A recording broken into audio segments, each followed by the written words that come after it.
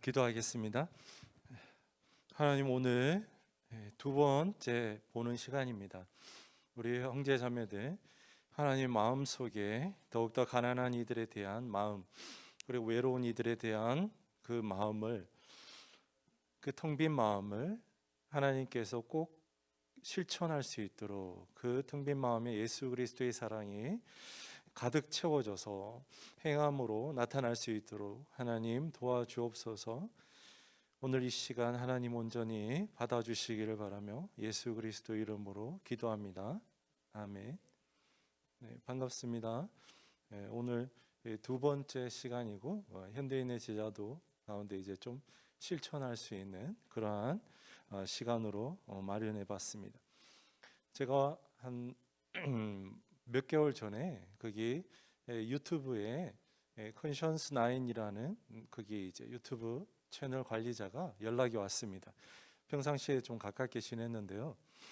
노숙인 분들을 전문으로 취재하는 채널입니다. 거기 오류동역에 그 젊은 미남 청년이 노숙을 하고 있다라는 거예요. 그래서 저에게 와서 좀 그 청년이 어떤 생각을 가지고, 그리고 또 어떻게 지내고 있으며 앞으로 좀 도움을 좀 더 목사님께서 혹은 단체에서 줄 수 없는지 물어봤습니다. 그래서 몇 번 정도 촬영을 했었고 만나봤었는데, 거기에 대한 영상 한번 먼저 보고 말씀 나누도록 하겠습니다.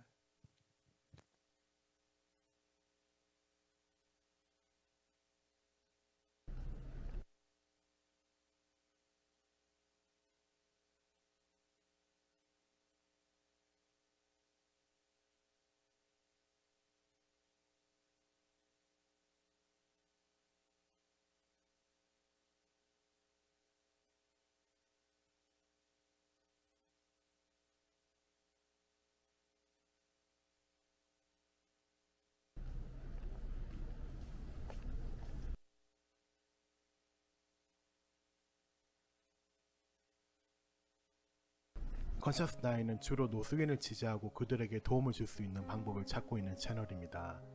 그런 저희에게 한 통의 제보 메일이 왔고, 구로구에 잘생긴 외모의 미남 노숙인이 정처 없이 떠돌고 있다는 내용이었습니다.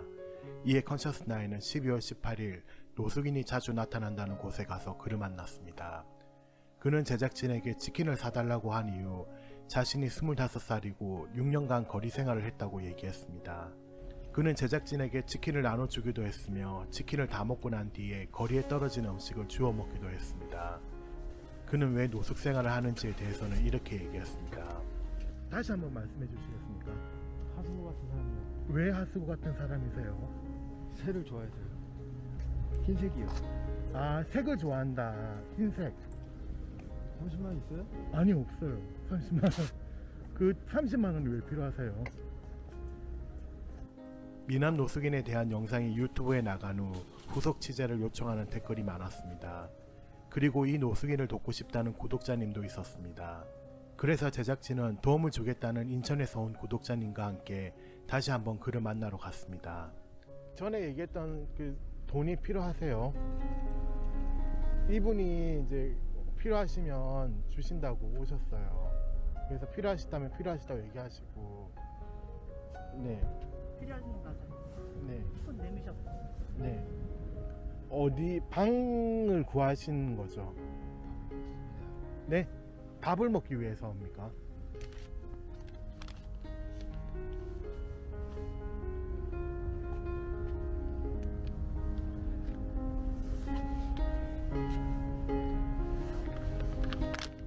고마워요.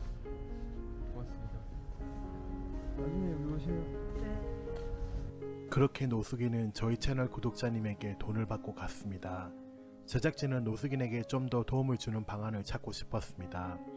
제작진은 노숙인 지원단체에 연락을 했고, 프레이포유 관계자와 함께 그 노숙인을 만나 도울 수 있는 방법을 찾기로 결정했습니다. 프레이포유는 매주 600명의 노숙인과 쪽방촌 주민을 찾아가 그들을 만나서 도움을 주는 노숙인 지원단체입니다. 제작진은 12월 28일 프레이포유 관계자와 함께 노숙인을 만나러 갔습니다. 최근에 구독자님이 그 노숙인분한테 30만 원을 드렸거든요. 네. 그러면 어디 딴 데 가 있을 수도 있을까요? 네, 거리에 있는 분들이 아무리 이제 돈을 다른 거리에 다니는 분들한테 받더라도 5,000원에서 10,000원 이상 받기가 쉽지 않습니다. 그러면은 이제 딱 쓸 수 있는 것들이 한계가 있잖아요. 밥 한 끼, 편의점에 가서 도시락 한 개, 등등인데, 근데 갑자기 이제 30만 원이라는 금액이 주어졌으니까 아마 그분은 이제 좀 다른 생각을 할 수도 있을 것 같아요. 사우나라든지 아니면 고시원이라든지. 그래서 지금 아무튼 찾아봐야 되겠지만, 그분에게 있어서는 있을 수 없는 큰 일이 일어났다라고 볼 수 있겠네요. 네네. 네, 알겠습니다.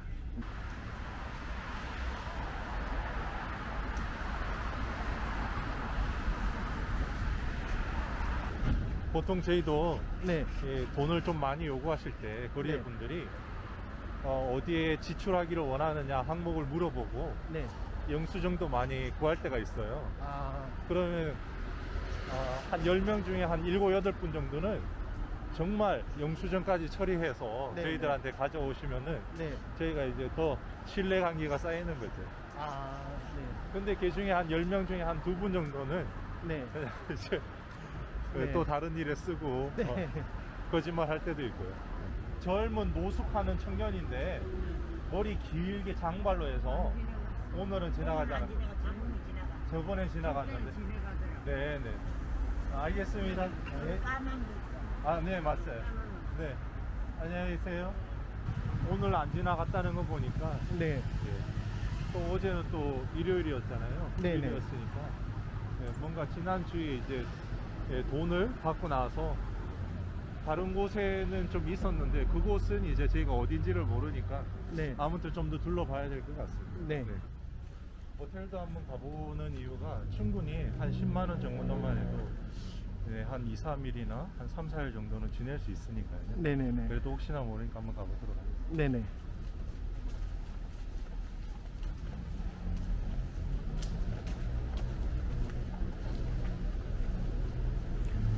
컨셔스 나인은 전문가와 주변 곳곳을 찾아봤지만 결국 노숙인을 찾지 못했습니다. 오늘 이렇게 찾으러 다녔는데 못 네. 찾았습니다. 네. 이거 다음에 또 와야 될까요? 네, 한 네. 번 더 와야 되죠. 지금 네. 지난주와 달라진 거는 돈이 생겼다라는 거거든요. 거리에 있으면서 그렇게 1, 2만 원 그렇게 받는 그런 돈에 쓸 수 있는 그런 캐파와 이게 비교할 수 없는 큰 돈이기 때문에 아마 좀 좋은 쪽으로 그분이 사용하기를 저희들은 바랄 뿐이고요. 그리고 이제 아마 그 돈도 한정되어 있잖아요. 그분이 이제 일을 할 수 있는 몸과 정신은 또 아닐 거예요. 6년 정도 배회했다고 그러면은 뭔가 많이 힘든 상황 속에서 거리에 나오게 된 거고, 거리에서도 이제 1년만 지나도 사실 정신적으로 문제가 발생된다고 봐요. 그 30만이라는 돈도 써보면 알겠지만 하룻밤 이제 요강 가도 혹은 이제 PC방에서 식사를 해도 그건 돈은 금방 없어집니다. 그래서 다음 주 혹은 한 2주 뒤 되면은 아마 지금 항상 있었던 이곳에 다시 오지 않을까라는 생각이 들고요. 그리고 그분에게 있어서 좀 장기적으로 좀 그분의 필요를 채워주면서 그분이 마음을 좀 안식을 얻을 수 있는 그런 공간이나 그분을 좀 이제 따뜻하게 품을 수 있는 그런 단체가 그분을 좀 품어주면 좋지 않을까라는 생각을 저는 가지고 있습니다.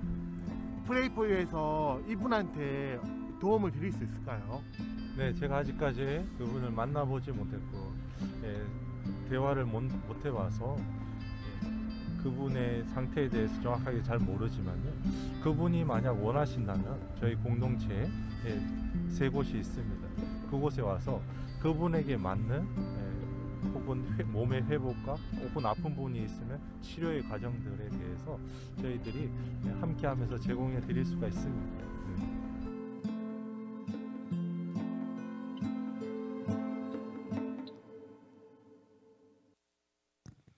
네, 저 형제와의 만남은 계속 지금도 진행 중에 있고요. 여기 미남 노숙인이라고 검색해 보면 그 노트뷰에 많은 영상들이 뜰 겁니다. 조회수가 많은 거는 100만 회가 훨씬 넘었어요. 한번 보신 분 손 한번 들어보세요. 네, 아무도 안 보셨군요. 네네. 저희 지금 산림 공동체가 4곳이 있습니다. 그 중에 한 곳에 있는 형제님이 나이가 이제 올해로 24살이에요. 여러분과 비슷하죠. 그 형제님은 어렸을 때 부모님이 이혼하시고 그리고 아버지와 함께 살았는데 아버지가 어느 순간 두 형제를 냅두고 떠나버리셨대요. 그리고 두 형제는 이제 그때 중학생, 고등학생이었기 때문에 어떻게든 독립해서 살아보려고 했지만 쉽지 않잖아요. 그래서 보육원에 자의가 아니라 타의로 누가 신고를 해가지고 가게 되었고요. 그 보육원에서 고등학교를 졸업하고 공부를 잘했어요. 그래서 그 주변에 있는 국립대학교에 장학금을 받고 들어가게 되었죠. 그리고 이제 혼자서 살아가는 거잖아요. 보육원을 퇴소라고 해야 되나? 나오게 되면은 정부에서 한 500만 원 정도를 준다고 하더라고요. 장학금이라고 해봤자 얼마 되지 않잖아요. 그래서 입학금 또 내고 등록금 내고 그리고 이제 생활비를 조금 쓰니까 없어지죠. 그리고 이제 2학년이 되니까 군대를 빨리 갔다 와야겠다라는 생각이 들더라고요. 왜냐하면 이제 군대를 갔다 오지 않으니까 돈을 벌면서 또 학업을 이수하는 게 너무 힘든 거를 알게 된 거죠. 그래서 군대를 가려고 휴학기를 냈습니다. 그리고 이제 군대 들어갈 날만 기다리고 있는데 코로나가 닥친 거예요. 지금 군대가요 1년이 지나도 갈 수가 없대요. 너무 사람들이 많이 차여 있고 그리고 그 순서가 늦기 때문에. 그래서 그 형제는 서울에 와서 그 남은 돈을 마지막 고시원비로 사용을 하고요. 그리고 이제 근무하던 곳에 핸드폰 샵에서 근무했는데 그곳에서는 코로나로 인해서 이제 실직 당하게 된 거죠. 어디에도 갈 곳이 없고요. 돈이 없고 마지막 있던 직업에서도 쫓겨나니까 그냥 그 형제는 청량리역으로 간 거예요. 서울역 아니면 청량리역, 용산역 이렇게 큰 역에 가게 된 거죠. 청량역에 가니까 저녁에 그냥 앉아 있으니까 노숙하는 분들이 그냥 이제 가는 길 따라서 저기 구석진 곳에서 박스를 대충 깔고 자더라는 거죠. 그래서 그 옆에서 그냥 잤대요. 23살 때. 하루 이틀 자니까 배가 너무 고프잖아요. 옆에서 주무시던 분이 좀 불쌍히 여겼나 봐요. 그래서 먹는 곳을 가르쳐 줬고 같이 함께 가서 먹게 되었고 그러다가 화요일 날 저희들은 청량리역에 사역을 갑니다. 저희 목사님이랑 다른 사역자 형제분들이 간식을 주는데 굉장히 어린 친구가 간식을 받고 가더라는 거죠. 그래서 저 친구는 우리 형제들 마음 생각에도 저 친구는 좀 노숙할 게 아니라 좀 다른 일을 하지 애가 왜 저러냐 그런 생각을 가졌대요 처음에. 그리고 나서 몇 주간 이제 만남과 교제를 이어가니까 목사님이 너 안타까운 사연이 있으니까 우리 프레이포유에서 함께 하자 사역을. 그래서 지금 저희와 함께 하고 있습니다. 그렇게 우리가 이 영상에서 봤듯이 젊은 형제들이요 노숙하게 되는 게 게을러서 나태해서 그런 이유가 아니라는 거죠. 우리가 상상할 수도 없는 어떤 위험과 그리고 그 혼자서 견뎌내기 힘든 그런 상황 가운데 처했을 때 누구도 도와주지 않을 때 정부도 도와주지 않고 이웃도 없을 때 갈 수 있는 곳은요 죽음의 자리 아니면 노숙하는 곳밖에 없습니다. 그렇게 우리 이 젊은 친구들 가운데서도요 많은 숫자가 지금 거리를 배회하고 있다라는 것을 우리도 한번 생각해야 됩니다. 제가 작년에 이런 글을 한번 썼습니다. 4살 아이의 코뿔소 인형이라는 걸. 아버지 안에서 우리는 항상 성장하고 있습니다. 지금 저희가 예배의 자리에 나오는데 알게 모르게 하나님과 조금씩 더 친밀성을 가지고 관계를 가지고 예배 드리면 드릴수록 더 하나님과 가까워지지 않겠습니까? 제 아들이 작년에 4살이었는데 어느 날 집에 가보니까 코뿔소 인형을요 타고 그 등에서 야 코뿔소야 가자 가자 하면서 막 그렇게 가는 거예요. 제가 그 모습을 보니까 너무 예쁘고 귀엽죠. 아이 귀여워. 아이의 행복하게 노는 모습을 보니까 저도 행복한 거예요. 그런데 그때 제가 좀 엉뚱한 생각을 해봤습니다. 지금 저 친구는 4살이기에 내가 귀엽게 봐주는 거죠. 성장하고 몸이, 육체가, 마음이 성장하는데 여전히 초등학생이 되어서도 코뿔소 인형에 타서 코뿔소야 가자 가자 라고 하면은 어떨까요? 제가 어떻게 바라볼 수 있겠습니까? 이게 바로 아버지와 우리 자녀의 관계입니다. 그 관계성 안에 있으면 시간이 지나면요, 우리는 몸과 마음이 성장하게 되어 있습니다. 살아계신 하나님의 품 안에서 자라는 아이는 시간이 지날수록 성장합니다. 성장하지 않을 수가 없죠. 왜냐하면 예배 때마다, 기도할 때마다, 힘든 어려움에 닥쳐서 하나님을 찾을 때마다 하나님의 음성을 듣고 하나님이 내려주시는 젖과 꿀을 먹기 때문이죠. 그래서 우리는 아버지를 시간이 지나면 닮아갈 수밖에 없습니다. 어떤 사람이 이럽니다. 저는요, 아버지 안에 있었고 수십 년 동안 젖과 꿀을 먹었지만 달라진 게 전혀 없습니다 라고 한다면 그 고백만큼 안타까운 고백이 없고 하나님 아버지가 보시기에 그런 자녀의 고백만큼 서글픈 고백은 없을 것입니다. 아버지 안에 있으며 예수 그리스도 안에 있으면서 신앙생활을 한 지 십수년이 지났지만 그 십수년 전에 예수 그리스도를 처음 믿으며 우리가 예수님을 처음 알고 고백했던 그 고백과 예수님께 그 어설프게 했던 그 기도 제목이요, 십수년이 지난 지금 달라진 게 없다면 그것만큼 안타까운 게 없습니다. 아버지의 빛 가운데 우리가 수십 년을 살았는데 현재도 성경책을 펴면은 검은색은 걸자요, 흰색은 종이고 뭐가 뭔지 잘 모르겠습니다 라고 한다면 그 고백만큼 서글픈 고백이 어디 있겠습니까? 나 스스로 말씀을 읽고 스스로 해석할 능력이 없다고 한다면 그것만큼 안타까운 일이 어디 있겠습니까? 아버지는 우리를 계속요, 그 4살짜리 코뿔소 인형을 탄 아이와 같이 흐뭇하게 바라보고 계십니다. 그리고 그 자리에서 항상 우리를 바라보시며 계시는데 아버지 곁에서 열심히 뛰어놀고 기뻐하며 행복해야 할 자녀는요, 하나님 어디 있어요? 저는 언제나 혼자예요. 누구도 저를 바라보지 않아요. 창피해요. 제 모습이 너무나 싫어요. 저는 영원히 이렇게 혼자일 것 같아요 라고 하며 괴로워 슬퍼한다면 그 모습을 바라보는 우리 아버지의 마음이 어떨까요? 너무 슬프겠죠. 여러분, 우리는요 살아있는 종교예요. 죽은 종교가 아니란 거죠. 다른 종교와 다르다는 거죠. 아버지 안에 있으면 성장해야 합니다. 그분은 살아있는 분이거든요. 우리의 창조자요, 우리가 아버지라고 부르는 분입니다. 예수님 안에 있으면요 우리 마음과 생각이 성장해야 합니다. 왜 성장하지 않지? 왜 난 그대로지? 문제가 있습니다. 우리가 성령님의 인도하심을 받으면요 매일 살아가면서 어제와는 또 다른 오늘, 어제와는 다른 경험들을 해야 합니다. 경험할 수밖에 없어요. 성령님의 본성이 우리를 새로운 것으로 인도하시는 분이거든요. 날마다 우리에게 기쁨을 선사하는 분이거든요. 그래서 제가 지난주에 말씀드린 것과 같이요, 우리 프레이 포유에 매일 드리는 기도는 낮에는 오늘도 하나님의 일하심을 눈으로 보기 원합니다.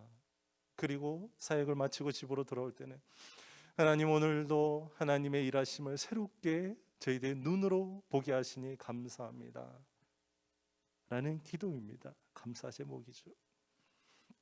그렇게 프레이포유 살아가면서 매일 하나님의 일하심을 보고 있습니다. 질문 드립니다. 여러분도 그렇게 해야 되지 않을까요? 저처럼 부족한 자도 하는데요, 저 참 많이 부족합니다. 많이 괴로워했고요, 많이 자괴감 속에서 대학 시절을 보냈습니다. 죽고 싶다는 생각도 많이 했습니다. 그랬는데 이렇게 달라진 거예요. 하나님 아버지 한번 바라보면서 이제 그 조지 밀러 얘기 잊지 않으셨죠? 하나님만이 나를 도울 수 있는 곳으로 내가 내 몸과 마음을 한번 던져보겠다. 하나님 살아계심을 보여주십시오 라고 하면서 기도하면서 나아갔던 그 자리에서 주님을 발견하고 만나고 그 일상이, 그 인생이 변하게 되는 거죠. 여러분도 그렇게 해야 되지 않겠습니까? 얼마 전에 Pray for You 사역을 함께 동역하는 목사님이 한 4-5분 있다고 말씀드렸죠. 그 중에 한 분이 찬양의 은사가 있으셔서 Pray for You 우리 주제가를 한번 만드셨습니다. 그리고요, Pray for You로 검색하면 뭐 멜론이나 벅스나 바이브나 검색도 됩니다. 음원 등록도 했어요. 한번 Pray for You 주제가를 보시도록 하겠습니다.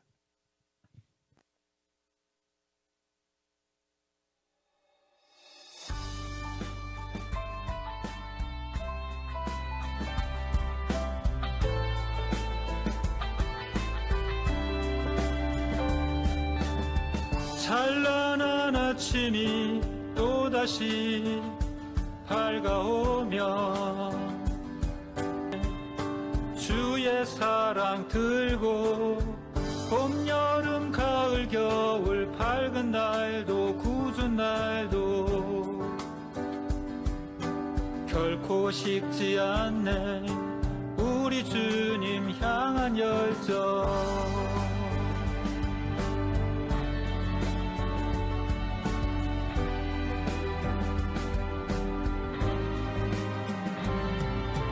주는 자가 더 복되다 주님 하신 말씀 따라 우린 전하리 주의 복음과 사랑. 오늘도 한결같이 우릴 기다리는 그들에게 우리의 걸음 결코 멈추지 않으리.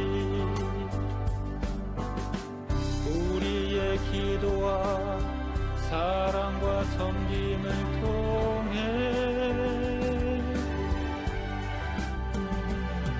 이른 영혼 모두 돌아오고 세상이 변하리. 세상 끝날까지 함께하리. 주님 약속 붙잡고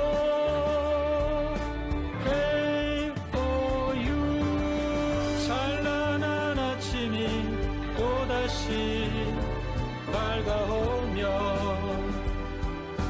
우리는 가네 주의 사랑 들고 봄, 여름, 가을, 겨울 밝은 날도 굳은 날도 우린 쉬지 않으리.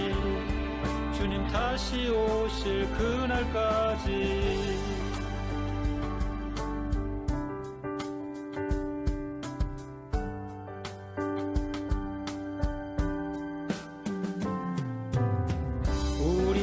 기도와 사랑과 섬김을 통해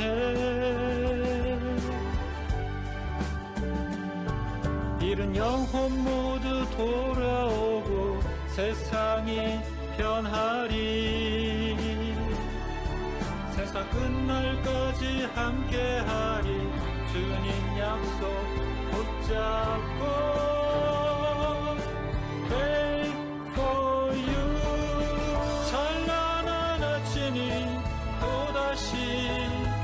밝아오며 우리는 가네 주의 사랑 들고 봄, 여름, 가을, 겨울 밝은 날도 굳은 날도 우리 쉬지 않으리.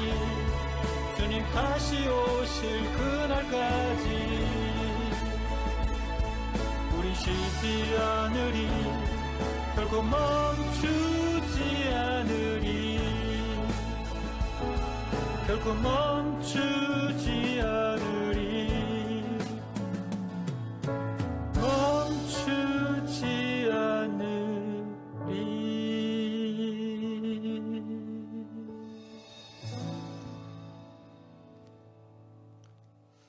마음이 힘들고 어려운 분이 있습니까? 주님께 항상 저는 왜 그 4살 아이와 같이 신앙이 멈춰 있는 거죠?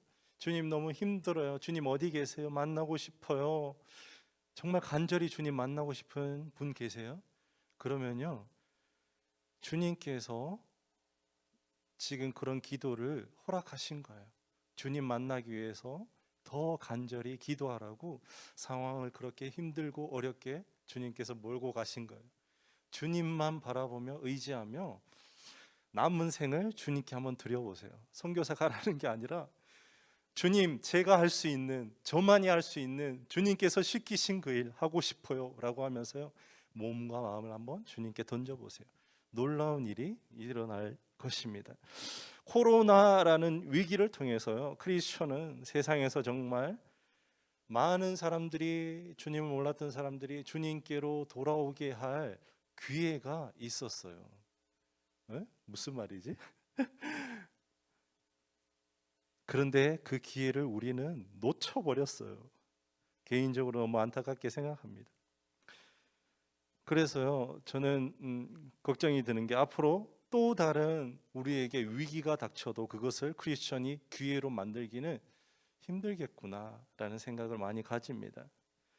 왜 그렇게 생각하느냐? 왜냐하면 크리스천에게 있어서 이번 코로나는요, 하나님만 바라보며 기도하게 주님께서 예배해 주신 위기의 순간이었거든요. 하나님, 지금 이 닥쳐온 전 세계의 위기의 때 우리가 무엇을 해야 됩니까? 이 크리스천인 제가 무엇을 해야 됩니까? 이 때를 어떻게 넘겨야 할지 주님 알려주십시오 라고 간절히 기도했다면 주님의 응답을 들을 수 있었을 거예요. 저는 개인적으로 이렇게 생각해 봅니다. 대부분 교회에서요, 예배 드릴 수 없었잖아요. 우리나라뿐 아니라 전 세계적으로 말이죠. 그때 주님께서 우리 크리스천에게 준 이 예배의 자리의 소중함을 다시 한번 우리가 깨달을 수 있는 중요한 기회였습니다. 그렇죠? 그 소중한 예배의 시간을 우리가 놓쳐버렸구나라고 다시 한번 더 회개하며 뉘우치며 우리의 예배에 임하는 이 자세에 대해서, 하나님께 예배 드린다라는 그 행위 자체에 대해서 다시 한번 더 생각해 볼 수 있는 정말 귀한 기회였습니다. 그리고 또 한 가지, 우리가 예배 드리지 못하고 이 주일날 그리고 수요일날 다른 날 우리가 이 예배의 시간에 예배의 자리에 참석하지 못하는데, 이 시간 우리가 무엇을 할까에 대해서 우리가 함께 고민하고 스스로 간절히 주님께 기도했다면요, 하나님의 관심이 집중되어 있지만 사람들의 손길이 찾지 않는 거리에 힘든 분들, 그리고 도움을 받지 못하는 사각지에 있는 이웃들, 그리고 나머지 사람들, 그들을 위해서 우리의 시간과 몸과 물질을 한번 들여보는 게 어떨까라고 고민하면서 나아갔을 거라는 말이죠.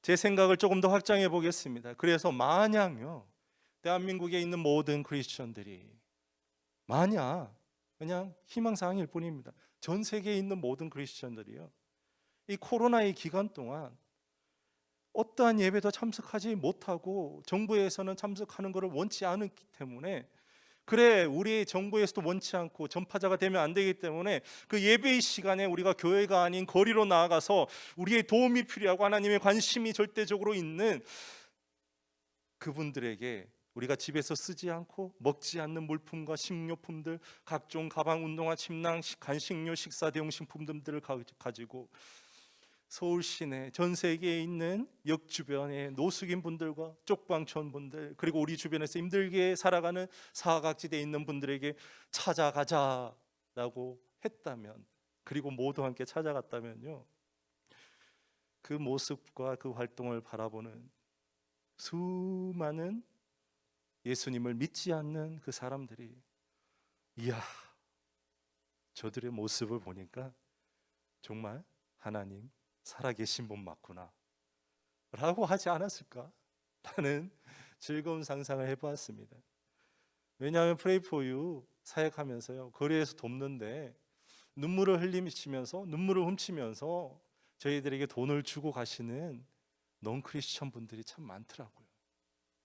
하나님이 주신 이 마음은요, 긍휼의 마음은 전 세계 70억 인구에게 모두 있다라는 것을 깨닫게 되었어요. 그리고 우리가 선한 사마리아인과 같은 행동을 할 때 예수님을 믿지 않고 하나님을 부정하는 사람일지라도 그 마음속에 있는 그 긍휼의 마음이요, 엔진이 작동이 돼요. 야, 저기 너무 좋은 일을 한다, 멋진 일을 한다, 정말 가난한 자들에게 자신의 모든 것을 드리네, 그가 믿는 하나님을 믿고 싶다 라는 게 바로 전도의 활동이라는 거죠. 전도라는 거죠. 그런 모습이 있었을 텐데 참 아쉽게 생각합니다. 1984년도에 저는 국민학교 시절이었어요. 그 1, 2학년 때 전교생이 이제 운동장에 나와서 막 아침에 조회 시간 전에 막 놀았어요. 그때 매우 신기한 광경을 보게 됩니다. 그 당시에는 학교마다 특수반 같은 것도 없었어요. 그냥 학교마다 두서너 명씩 좀 발달 장애 친구, 지적 장애 친구들이 있었어요. 그 중에 한 명이 운동장에서 쓰러져 된 거예요. 주변 아이들이 막 구경거리라도 난 듯이 몰려와서 둘러싸고 있는 거예요.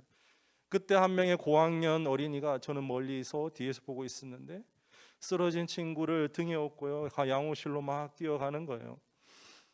그래서 제 마음속에 우와, 감동의 물결이 난 거죠. 우와, 멋있다 그러면서 그 고학년 친구의 뒷모습이 좀 눈에 익은 거예요. 가만히 바라보니까 저희 형이더라고요. 진영. 그때 형임을 알고 저에게 쓰나미와 같은 이런 전율이 제 몸을 관통해 갔어요. 저는 그때 모습이 지금도 눈에 선합니다. 그 감정은요, 형용할 수 없는 그러한 감정이에요. 그것은 바로 하나님이 주시는 감동이었습니다. 쓰러진 친구, 힘든 친구, 나의 도움이 없으면 누구도 도와주지 않는 그 친구를 일으켜 세울 때 감동이 있구나. 쓰러진 친구를 감싸 안는 사람을 볼 때 내가 감동을 받는구나. 그 주변에 있는 모든 사람도 동일한 감동을 느끼는구나. 어쩌면 그때부터 제 마음속에 이러한 소외계층 사역에 대한 씨앗이 심겨졌는지 모르겠습니다. 세상 그 어디에서도 맛볼 수 없어요. 영화 볼 때도, 음악 들을 때도요, 그 어떤 멋진 경관을 볼 때도 그런 감동은 없었습니다. 여행을 많이 해봤는데 감동 자체의 질이 달라요.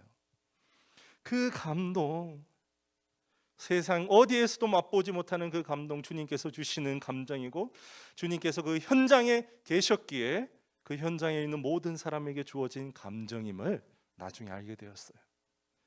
그렇구나, 사랑과 희생이 있는 곳에 하나님께서 계시구나. 제가 2009년도에 프랑스에 떼제 공동체라고 있습니다. 한 일주일간 갔다 왔는데요, 그곳에서 아침, 점심, 저녁으로 3번 정도, 5번 정도 예배를 드리는데요, 예배 드릴 때마다 항상 부르는 곡이 있더라고요. 그래서 제 입에도 벌써 익어버렸습니다. 사랑의 나눔 있는 곳에 하나님께서 계시도다. 다 함께 불러볼까요? 네, 쉽게 찾을 수 있는 곡입니다. 외국에서는 흔하게 부르는 곡이거든요. 사랑의 나눔이 있는 곳에 하나님께서 계시도다. 이 정답이에요, 정답. 2000년, 3000년을 이어온 정답입니다. 누가복음 10장에 보면 나옵니다. 선한 사마리아인이 되어라.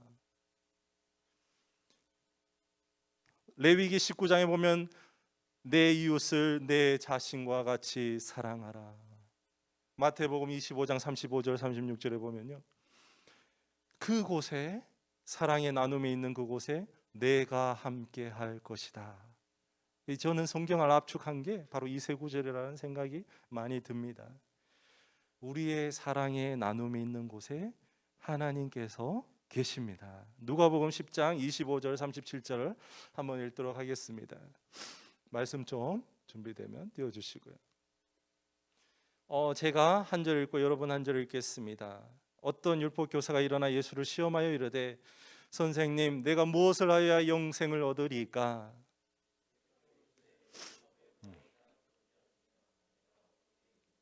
대답하여 이르되 내 마음을 다하며 목숨을 다하며 힘을 다하며 뜻을 다하여 주 너의 하나님을 사랑하고 또한 내 이웃을 내 자신같이 사랑하라 하였나이다.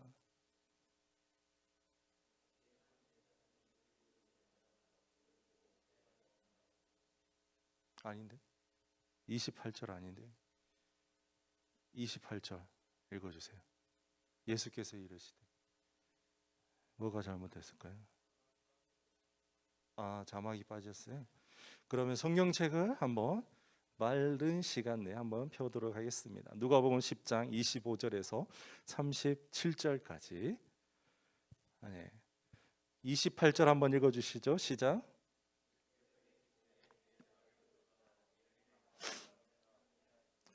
그 사람이 자기를 옳게 보이려고 예수께 여짜오되 그러면 내 이웃이 누구니까?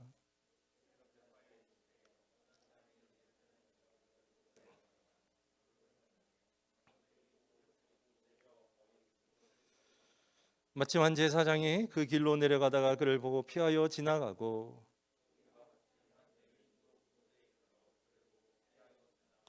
어떤 사마리아 사람은 여행하는 중 거기 이르러 그를 보고 불쌍히 여겨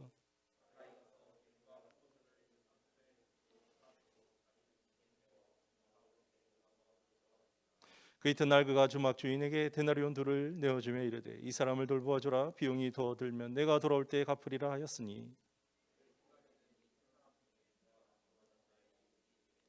함께 읽겠습니다. 이르되 자비를 베푼 자니이다. 예수께서 이르시되 가서 너도 이와 같이 하라 하시니라. 아멘. 예수님이 살아가신 전에 주위의 사람들이요 많이 시험, 핍박, 고난했습니다. 시험하는 사람들 중에서는 지식인이 대부분이었죠. 그 중에 하루는 율법 교사가 옵니다. 율법 교사는 율법 전체에 대해서 통달하고 그것을 가르치는 랍비였어요. 율법 교사였죠. 지위도 상당했습니다. 그가 예수님께 시험하여서 이르는 거예요. 율법 교사도 너무 잘 아는 구절. 예수님, 영생을 얻으려면 어떻게 해야 됩니까? 시험하는지 다 알죠, 예수님. 그래, 율법책에는 뭐라고 돼 있든. 그러니까 율법교사는 당연히 없는 거죠. 십계명 전체 그것을 압축하여서 하나님 사랑과 이웃 사랑입니다. 그래, 잘 알고 있구나 애기야. 그거 행하라. 여기에 대해서 첫 번째 질문, 율법교사의 질문이 뭐였습니까? 예수님께 행한 영생에 대한 질문이었다.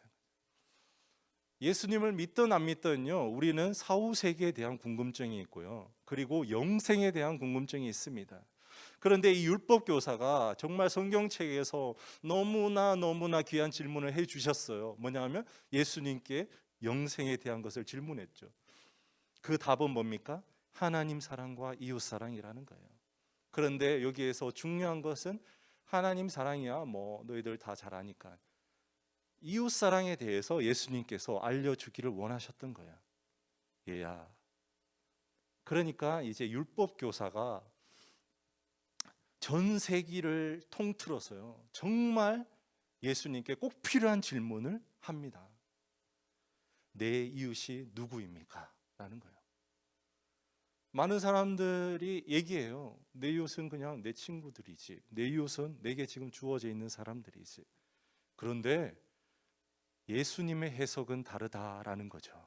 다르다. 뭐예요?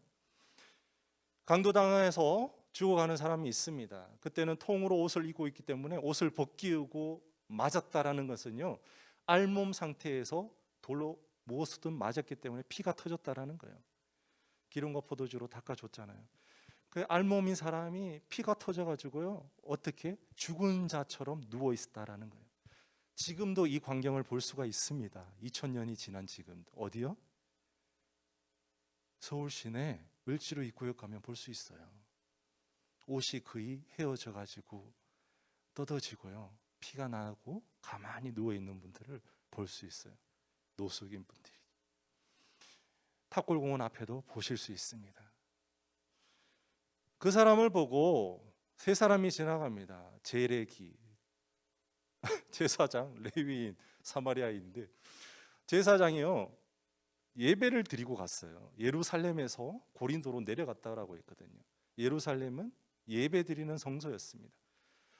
건음하게 예배를 집례하고 아주 아름다운 복장으로 마음가짐으로, 유대인들은 더러운 것을 보지도 않는다 그러잖아요. 피는 아예 쳐다보지도 않잖아요. 그렇게 정갈하게 예배를 집례하고 내려가면서 강도당한 자를 보고 피하여서 지나갑니다. 역시 레위인, 제사를 집례하는 데 도와주는 분입니다.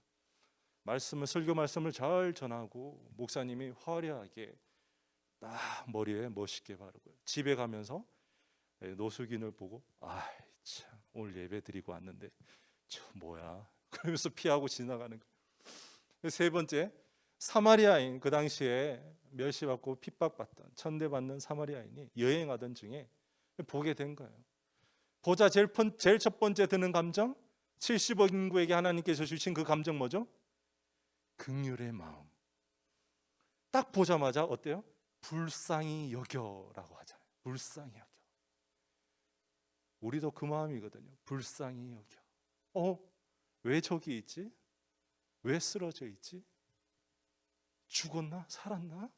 왜 저기 있을까? 가까이 가는 거예요. 숨 쉬는 것을 보는 거예요. 피가 많이 났는데 호흡이 있는 것 같아요. 그 피 나귀에서 기름과 포도주를 꺼내서 피나는 상처를 닦는 거예요. 그리고 자기 옷을 덮어주는 거예요. 그리고 나귀에 실었습니다. 가까운 주막으로 가는 거예요. 주막에 가서 하루 종일 밤새도록 그를 돌보아 주는 거예요. 어떻게 돌보겠습니까? 그가 의사가 아니잖아요. 옆에 함께 있는 거예요. 수건으로 닦아주고 물수건으로 다시 이마에 대주고 하루 종일 있고, 그 다음날 아침에 2데나리온, 1인의 품삯이거든요. 1데나리온이. 그러니까 한 30만 원 정도를 주인장에게 주고, 제가 급한 볼일이 있어서 갔다 올 테니까 제발 이분을 내쫓지 마시고, 갔다 와서 더 드는 돈이 있으면 제가 지불할 테니까 좀 돌보아 주십시오 하고 갔다 오는 거예요. 그리고 예수님이 묻습니다. 이 세 사람 중에 누가 강도 만난 자의 이웃이겠느냐? 여러분 대답 한번 해보십시오. 누굽니까? 그래, 맞다. 너도 가서 이와 같이 똑같이 하라. 어떻게 해요? 똑같이 하라.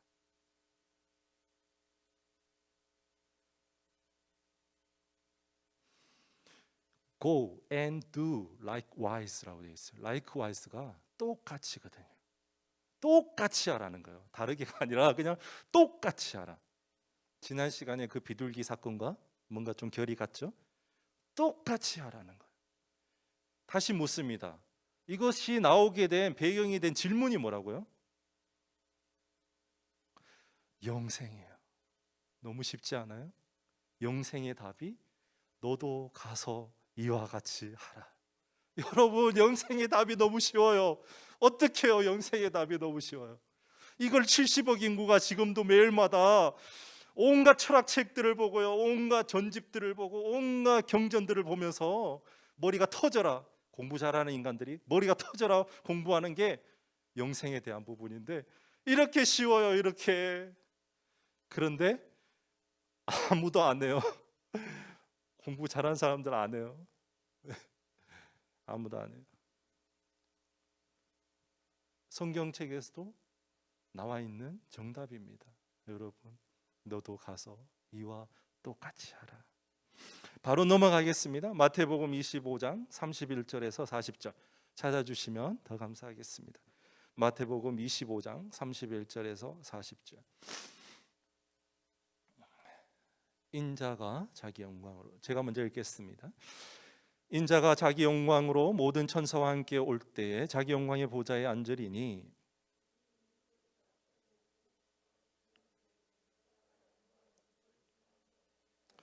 양은 그 오른편에 염소는 왼편에 두리라.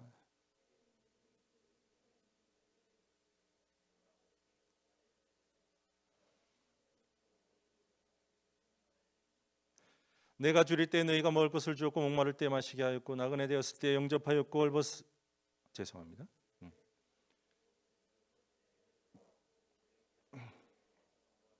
이에 의인들이 대답하여 이르되 주여 우리가 어느 때에 주께서 줄이신 것을 보고 음식을 대접하였으며 목마르신 것을 보고 마시게 하였나이까.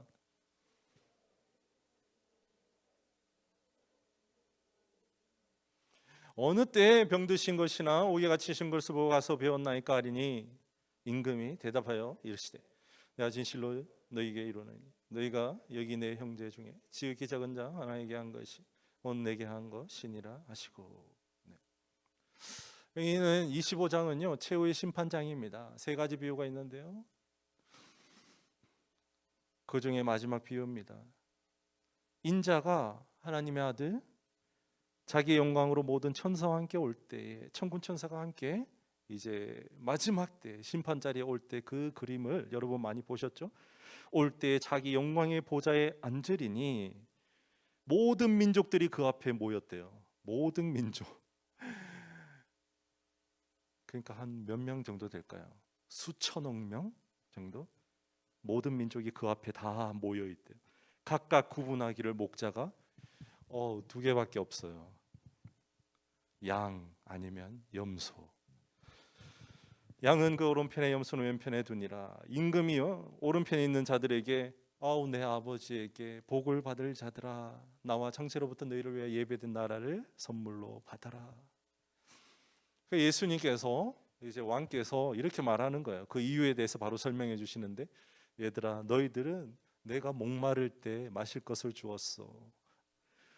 줄일 때에 먹을 것을 주었어. 내가 나그네 되었을 때 너희들이 와서 영접했어. 헐벗었을 때 나에게 와서 옷을 입혀 주었고 내가 병들었을 때 와서 돌보았고 옥에 갇혔을 때 와서 보았어. 거기에 있는 의인들이요, 의인들이니까 정직하겠죠, 솔직하겠죠. 이 퀘스천 마크가 땡 붙는 거예요. 주님이 왜 거짓말 하시지? 나는 내가 살아 생전에 주님이 내 앞에서 목마를 때 내가 마시게 한 적이 없고 줄일 때 내가 먹을 것을 준 적이 없고 옥에 갇혔을 때 내가 가서 돌보지 않았고, 그런데 주님께서는 왜 주님께 내가 했다라고 하지? 라고 물어본 거예요. 그러니까 예수님의 대답이 여기 있는 형제들 중에 지극히 작은 자 하나에게 한 것이 곧 내게 한 것이다 라고 대답하는 거예요. 여러분 누가복음 10장과 이 마태복음 25장이 연결되지 않습니까? 제가 거리에 있으면요 어떤 분들이 그렇게 말씀하세요. 아니, 저 사람이 과거에 어떤 죄와 잘못을 저지르고 지금 저 자리에 있을지 모르는데 왜 도와주냐 이 말이죠. 그 말을 어떤 분들이 잘 하시냐면 그 주변에 같이 살고 있는 이웃들, 저 사람은 도와주지 마세요. 정말 몹쓸 인간이에요. 그리고 뭐 거리에 다니는 일반인들도 얘기하세요. 왜 저 노숙인을 자꾸 도와줘서 저자가 빨리 이 자리를 떠나지 못하게 하느냐, 저보고 하지 마 라고 여러 군데에서 압력이 들어옵니다. 제가 어떨 때 대화를 많이 나누잖아요. 저희들은 이 대화를 나누다 보면요 어떤 생각이 드냐면 도와주지 말걸, 잘못했나? 제 돈이 드는 거 아니고 제 물질이 드는 거 아닌데도 그런 마음이 드는 거예요. 왜냐하면 이분이 지금 나이가 70인데 젊었을 때 가족들을 너무 고생시켰다라는 거예요. 바람을 많이 피웠고요. 그리고 나이트 클럽을 종로에서 몇 개를 운영하면서 몹쓸 짓을 너무 많이 했다라는 거예요. 그거를 저에게 고해성사처럼 하는데 저는 마음속에 드는 게 이분이 아직까지 얘기하면서 모든 것을 다 이제 내려놓지 못하고 좀 이제 거칠게 그리고 좀 나쁘게 행동하는 것들이 있거든요. 그럴 때 제 마음속에서 갈등이 드는 거예요. 다음 주에 오지 말까? 그럴 때마다 드는 생각, 이분이 예수님일 수 있다라는 거죠. 저는 몰라요. 저는 제 앞에 있는 오늘 만나는 이분이 다 하나님께서 제게 보내주신 분이에요. 여러분 또한 여러분에게 꼭 필요한 말을 전하라고 제가 오늘 이 자리에 오게 된 거죠. 그래서요 저는 구분하지 않습니다. 차별하지 않아요. 제 앞에 오늘 있는 이분은 제게 오늘 주신 하나님의 선물인데 최선을 다해서 제가 도와요. 그러면요, 놀라운 게 하나님께서 끝나고 나면 고맙다 은식아, 내가 이들과 함께 있어 고마워 라고 하는 게 느껴진다라는 거죠. 아니, 느껴지지 않는 분들도 있어요. 그런데요, 제가 상상할 수 없는 때, 저는 그냥 주님께서 주신 분이라고 다가가서 도왔을 때 주님의 마음이 느껴질 때, 그때는 말로 설명할 수 없는 기쁨이 있는 거예요. 고맙다, 내가 저와 함께 있어, 네가 정말 진심으로 눈물로 기도해줘서 고마워, 내가 저와 함께 있단다. 저와 함께 있는 것, 그 안에 예수님께서 있는 것, 그 자리에 예수님께서 보았기 때문에요, 이 의인들에게 하시는 말씀, 그때 네가 나에게 목마를 때 마실 물을 주었다라고 하시는 거예요. 그건 예수님께서 그 예배를 받으셨다라는 거죠. 그 물을 예수님이 마셨다라는 거예요. 그 음식을 예수님이 드셨다라는 거예요. 그래서 오늘 이 두 가지 말씀이 시사하고 있는 바는 굉장히 크고 넓고 깊습니다. 요한일서 4장에 보면요, 너희들이 눈에 보이는 네 형제도 사랑하지 못하면서 눈에 보이지 아니하는 하나님은 어찌 사랑하려고 하느냐. 저희들이 매일마다 찬양을 드리면서 눈물을 흘리면서 주여 사랑합니다, 주님 주의 길 따르기 원합니다, 주님 십자가 길, 그렇게 얘기하면서 보이는 이웃을 사랑하지 못한다라고 하면 그것은 헛것이라는 거예요.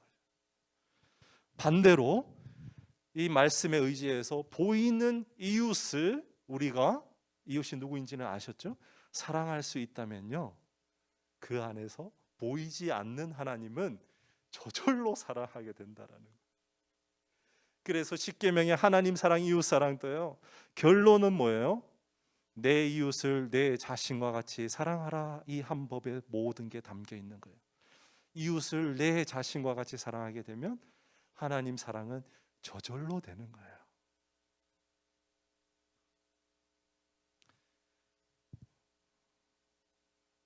말씀을 마쳤습니다. 우리 이제는 나아가야 되는데, 하나님께서 여러분들에게 어떤 길과 어떤 모양으로 하나님께서 말씀하실지는 여러분들만이 치열하게 기도하면서 하나님과 투쟁하면서 얻어내야 할 답이에요. 조지 밀러가 그 고아원을 했다고 하는 것 같이, 손 목사가 거리에 나간 것과 같이, 뭐 어렵고 힘든 길을 쫓아라는 게 아니에요. 그리고 제가 어렵고 힘들다라는 말이 아니에요. 저 너무 행복하고 좋아요. 여기 앞에 강단에서 목사님보다 1000만 배 더 행복해요. 왜냐, 저도 예전에 한 10년간 서봤거든요. 이 교회 안에 있는 것보다 100만 배 정도 더 행복해요. 그래서 여러분들이 정말 행복한 그 길로 저는 가기를 원한다는 거예요. 힘들고 어려운 길이 아니에요. 절대 오해하지 마시기 바랍니다. 그 주님께서 나에게 주신 이 형편, 힘든 삶, 그걸 통해서요, 나보다 더 힘들고 어려운 이웃들을 돕기를 원한다라는 것은 변치 않는 진리예요. 근데 그 방법론, 어디에서 무엇을 어떻게 할까에 대해서 여러분들이 치열하게 싸워야 돼요. 이제 축복합니다. 우리 함께 기도하고 마치도록 하겠습니다. 그 길 무엇입니까? 주님, 저에게 주신 그 길, 제가 정말 좋아하며 즐기며 매일매일 희열 가운데 살아갈 수 있는 그 길 무엇입니까? 다 함께 기도하고요, 저도 기도하겠습니다. 제가 기도하고 마치겠습니다. 하나님, 오늘 우리에게 특별한 주님의 말씀이 임한 줄 믿습니다. 하나님, 가난한 자와 객가고와 과부와 힘들고 어려운 자들을 하나님 구약에서부터 신약에 이르기까지 항상 돕고 내 손을 펴고 힘껏 돕고 또 도와라 라고 했지만, 하나님 구약을 통해서 지금까지 볼 때 그렇게 힘껏 도운 사람들이 많지 않음을 저희 또한 보고 있습니다. 그래서 주님께로 나아가는 이터널 라이프가 그렇게 좁고 힘든 길이라고 성경에 기록되어 있는지 모르겠습니다. 하나님, 하지만 그 길을 가면 너무나 즐겁고 행복한 주님과 함께하는 그 길이 우리 앞에 있는데 우리가 도대체 그 길을 놓고 어디로 간다는 말입니까? 하나님, 이곳에 있는 형제자매님들, 주님 그 두 글자 바라보며 조지 밀러와 같이, 이 프레이포의 사역과 같이 우리에게 주어진 그 길을 찾아 떠날 수 있는 우리 형제자매들 모두 되게 하여 주옵소서. 주님의 제자 되게 하여 주옵소서. 우리 주 예수 그리스도 이름으로 기도합니다.